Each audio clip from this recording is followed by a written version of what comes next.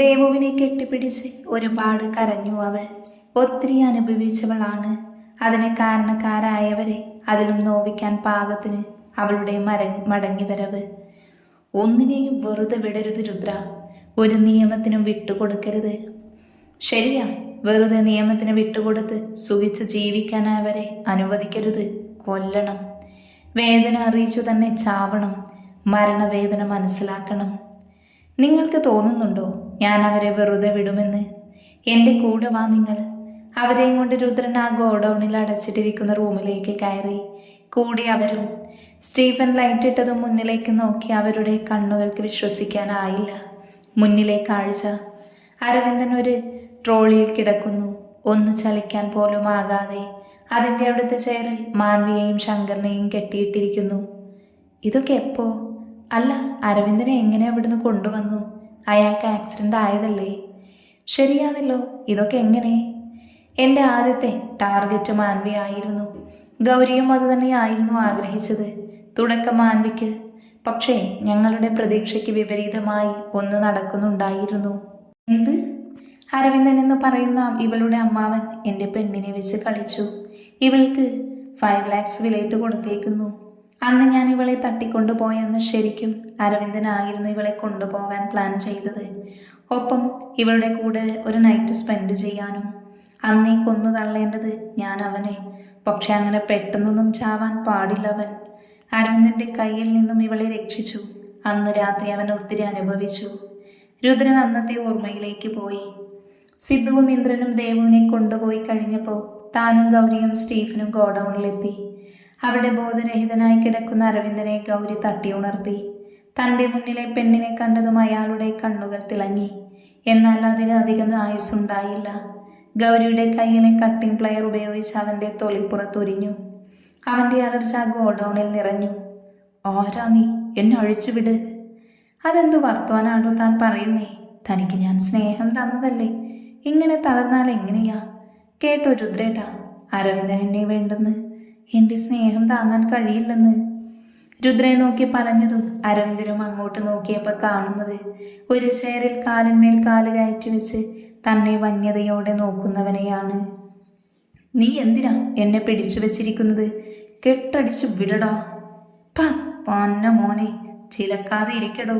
നിനക്കെൻ്റെ പെണ്ണിനെ വേണം അല്ലടാ മോനെ. ഓ, ഭീഷണിയാണ്. എൻ്റെ മോൻ ദത്തനറിഞ്ഞ നീയൊക്കെ പുറം ലോകം കാണില്ല. നീ പുറം ലോകം കാണുമെന്ന് ആദ്യം നമുക്ക് നോക്കാം. എന്നിട്ട് നിന്റെ മകൻ. നീയൊക്കെ വന്ന് പെട്ടിരിക്കുന്നത് നരകത്തിലേക്കാ. അവിടുന്ന് മരണത്തിൽ കുറഞ്ഞ ശിക്ഷയില്ല. പെട്ടെന്ന് കൊല്ലില്ലാട്ടോ. കുറച്ച് സുഖങ്ങളൊക്കെ അറിയിപ്പിച്ച് കൊല്ലും. അരവിന്ദന് ചെറുതായി പേടി തോന്നി തുടങ്ങി. രക്ഷപ്പെടാനായി കണ്ണുകൾ നാലുപാടും ഓടിച്ചു. ചുറ്റും ഗാർഡ്സാണ്. രക്ഷപ്പെടാൻ ഒരു വഴിയും കാണുന്നില്ല. അവൻ്റെ പേടിയുടെ ഫലമായി ചെന്നൈയിൽ നിന്ന് വിയർപ്പ് തുള്ളികൾ ഒഴുകി തുടങ്ങി. അയ്യോ, വിയർക്കുന്നല്ലോ. സാരമില്ല, പ്രായത്തിൻ്റെ കൺസിഡറേഷൻ പ്രമാണിച്ച് നിനക്കൊന്ന് സെലക്ട് ചെയ്യാം എങ്ങനത്തെ വേദന വേണമെന്ന്. അതും പറഞ്ഞ് രുദ്രൻ അദ്ദേഹത്തിൻ്റെ മുന്നിലേക്ക് ഒരു മിനി കട്ടിംഗ് മെഷീൻ, ടൂൾസ്, പ്ലെയറും എന്നിവ കൊണ്ടുവച്ചു. അതൊക്കെ കണ്ടതും അയാൾക്ക് പേടി കൂടി. ഭയത്തോടെ രുദ്രനെ നോക്കി. എന്നെ നോക്കാതെ സെലക്ട് ചെയ്യ അരവിന്ദ, പ്രത്യേക ഈണത്തിൽ പറഞ്ഞുകൊണ്ട് അവനെ ചുറ്റും ചൂളമടിച്ച് നടന്നു. നോ, വേണ്ട, എന്നെ വെറുതെ വിട്. ഒന്നും ചെയ്യല്ലേ പ്ലീസ്. No way. ഇതുപോലെ എത്ര പെൺകുട്ടികൾ നിൻ്റെയൊക്കെ മുന്നിൽ കേണപേക്ഷിച്ചിട്ടുണ്ട്, കെഞ്ചിയിട്ടുണ്ട് വെറുതെ വിടാൻ വേണ്ടിയിട്ട്. നീയൊക്കെ അന്ന് അത് ആസ്വദിച്ചു. അവരുടെ കരച്ചിൽ പോലും നിനക്കൊക്കെ ലഹരിയായി. അപ്പോൾ ഇതൊക്കെ ഞങ്ങൾക്കൊരു ലഹരിയാ. നിനക്കിതിൽ നിന്ന് മോചനമില്ല. നീയായി സെലക്ട് ചെയ്യുന്നോ അതോ ഗൗരി സെലക്ട് ചെയ്യണോ?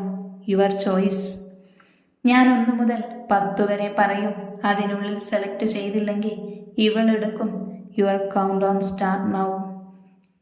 അരവിന്ദൻ അതിൽ നിന്നും പ്ലെയർ ചൂണ്ടി കാണിച്ചു. രുദ്രൻ്റെ കണ്ണുകൾ തിളങ്ങി. അവൻ ഗൗരിയെ നോക്കിയതും കാര്യം മനസ്സിലായതോടെ അവൻ്റെ അടുത്തേക്ക് പോയി പ്ലെയർ എടുത്തു. ഗൗരി പ്ലെയർ എടുത്ത് അരവിന്ദന് തന്റെ വിരലിൽ വെച്ച് പിഴുതെടുത്തു. അരവിന്ദൻ പ്രാണൻ പറഞ്ഞു പോകുന്ന വേദനയുടെ തലറിക്കരഞ്ഞു. ഇത്രയും ചെയ്യുമെന്ന് അവൻ കരുതിയില്ല. അവൻ വേണ്ട എന്ന് പറഞ്ഞ് നിലവിളിച്ചു. ഗൗരി അവൻ്റെ മുഖത്തേക്ക് നോക്കി പറഞ്ഞു, തളരല്ലേ അരവിന്ദ. നിനക്ക് മാൻവി കൊണ്ടുവന്ന അജിത്തിനെ അറിയൂ. മാൻവി ഇഷ്ടപ്പെട്ടവൻ അവൻ്റെ അനിയത്തി മാളവിയെ അറിയോ? മാളു. ആ വേദനയ്ക്കിടയിൽ പേര് കേട്ടതും അരവിന്ദൻ ഞെട്ടി ഗൗരിയെ നോക്കി.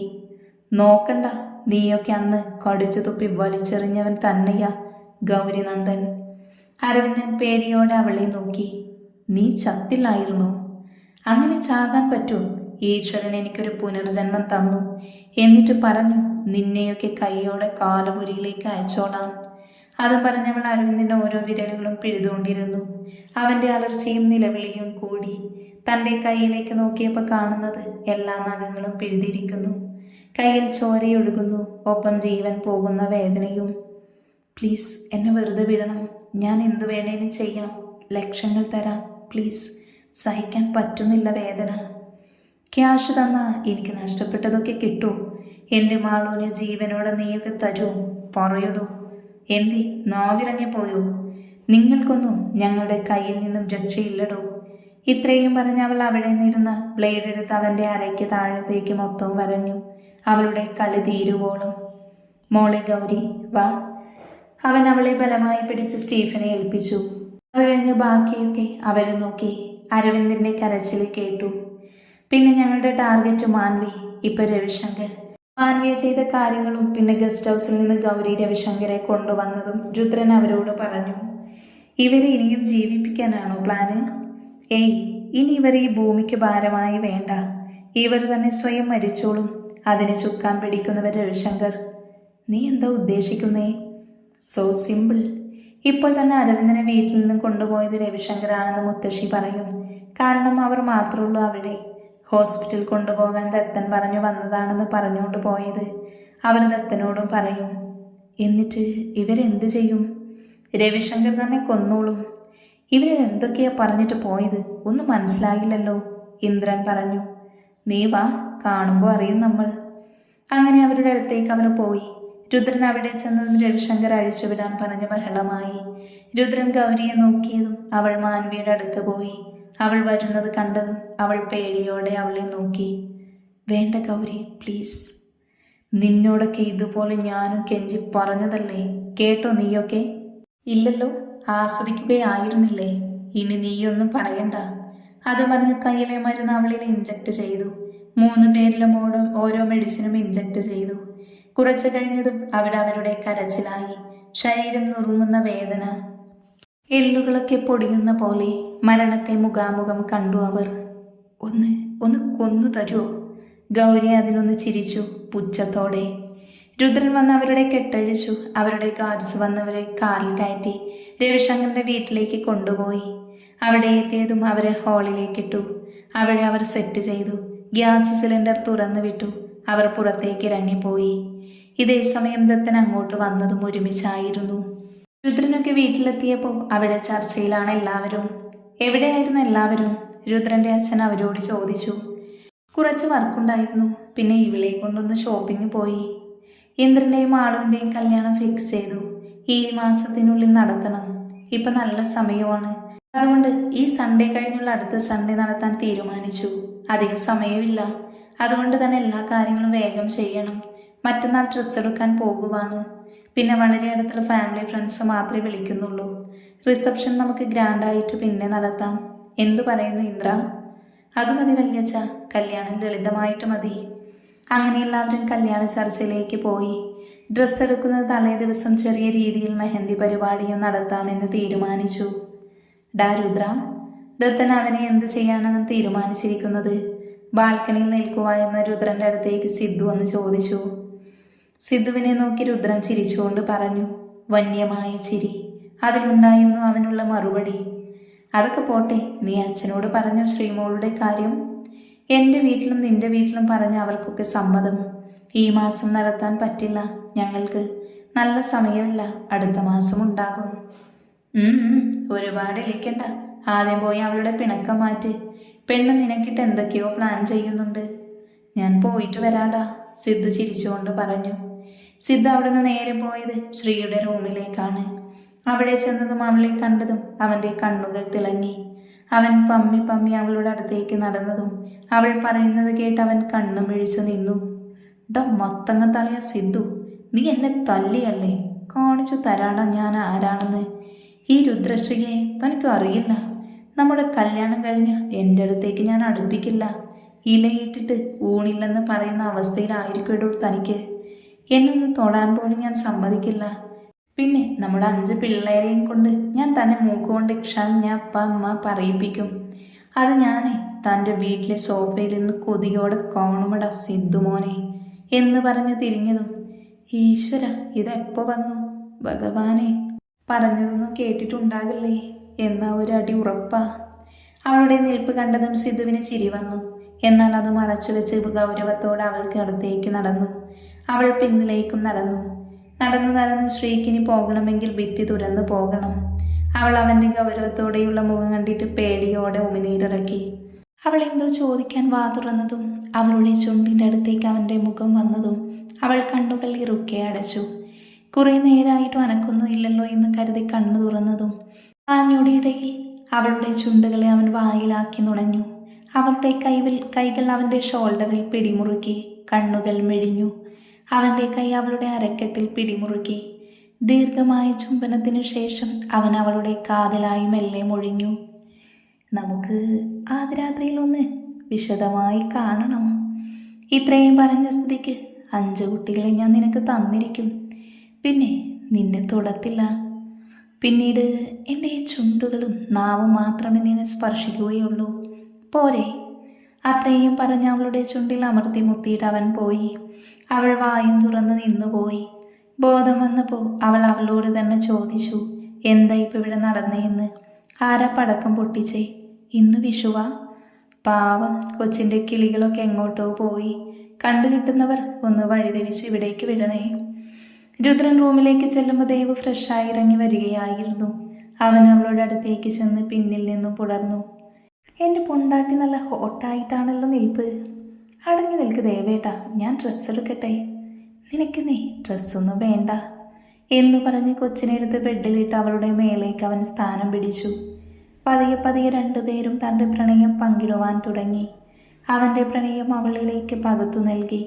അവളെയും മാറോട് ചേർത്ത് പിടിച്ച് നിദ്രയിലേക്ക് മുഴുകി. ഇതേ സമയം ദത്തൻ അങ്ങോട്ട് വന്നതും മാൻവിയുടെ അച്ഛൻ താമസിച്ച വീട് കത്തിച്ചാമ്പലാകുന്നതാണ്. അവൻ പുറകിലേക്ക് തെറിച്ചു വീണുപോയി. എന്താ സംഭവിച്ചെന്ന് മനസ്സിലായില്ല.